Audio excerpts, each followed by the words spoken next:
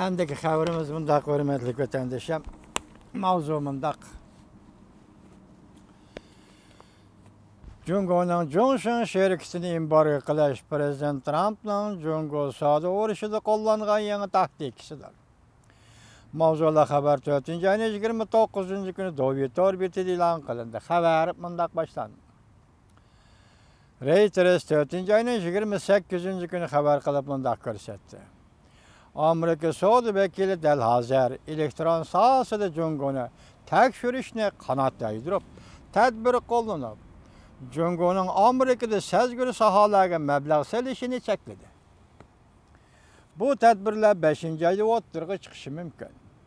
Amerika savdo vakillari umiga Jungo'ni ziyorat qilishdan burun yana yangi tadbir bilan Jungo'ga taqobil turmoqchi bo'lganligi yaqinda o'tkaziladigan Jungo Amerika suhbatiga muqimsizlik paydo qildi. Bundan burun 4-ayning 26-kuni Fransiya prezidenti Macron bilan muxbirlarni kutib olish yig'ini o'tkazganda Prezident Trump mundaq oshkorladi. Amerika kelar hafta Beijing savdo vakillari umiga batib, savdo masalasi bo'yicha suhbat o'tkazdi. Bu ham 3-oyda Amerika Jungo'ga savdo jazolash siyosati e'lon qilgandan beri Amerika tarafining nihoyatda kuchli savdo vakillari umiga batib, Jungo bilan bo'lgan savdo munosabatlarini bartaraf qilishidir. Bundan Prezident Trump'ning samimiyatini qo'shtirnoq ichiga Xitoy xabar yozg'ichi Jungo bilan Amerika o'rtasida kelishim imzolashni umid qiladiganligini ko'rib olg'ili bo'ladi. Prezident Trump 4-ayning 25-kuni muxbirlarga mundaq ko'rsatgan. Jungo intayin astoydil. Biz ham intayin astoydil. Biz kelishim hosil qilishimiz mumkin. Prezident Trump mundaq ko'rsatdi. Agar ikki taraf kelishim hosil qila olmasa, Amerika aslidagi Jungo qaratgan tamojni beji planini ijro qiladi. Gerçi Prezident Trump suhbat o'tkazamiz deb ifoda bildirsin. Amaliyotda Amerika ikki tarafdan Jungo'ga davomli bosim ishlatadi.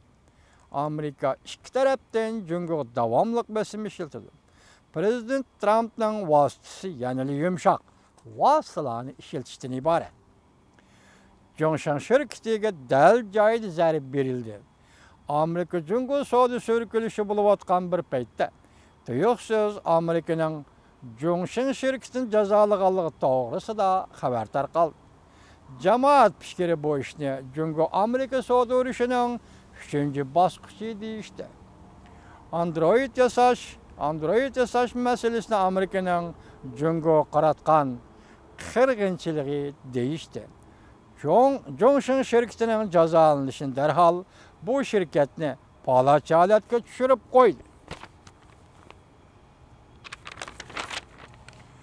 Bu nokta fan texnika sohasining yanala Amerikaga tayinadiganligidan iborat ochiq reallikni Jungo hukumatiga tanitibla qolmasdan, shundaqla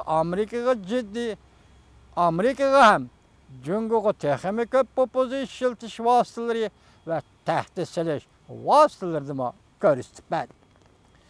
Endi Huawei shirkatini destek qiladigan bo'ldi. Kichik mavzu. Johnson şirketiga solishtirganda Amerika Huawei şirketini embargo qiladigan bo'lsa, Beijingga beradigan zarba intayin zo'r bo'ladi. Biz o'tgan kelishimizni ko'rsatdik vatandoshlarga, hozir Amerika Huawei şirketini tekshiryapti dedi.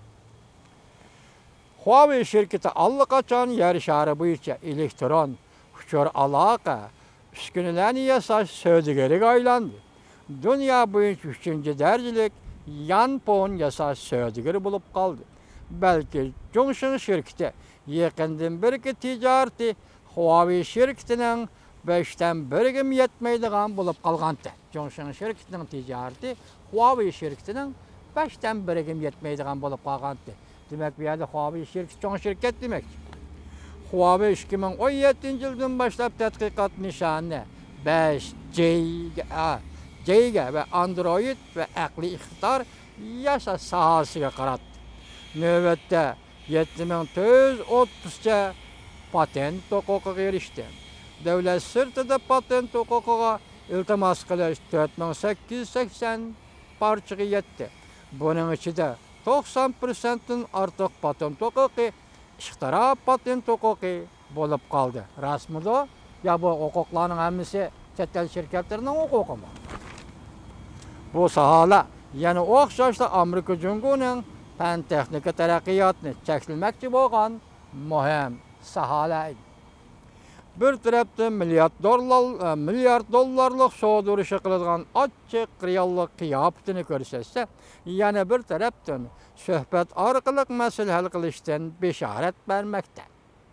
Bu ko'p hollarda bir xil ro'yi psixologiyalik urush bo'lib, Prezident Trump, Johnson va Huawei shirkatlari qattiq zarb berish bilan bir vaqtda Jongoga intayin zo'r besim olib keldi. Beijingni yo'l qo'yishga qistab keldi.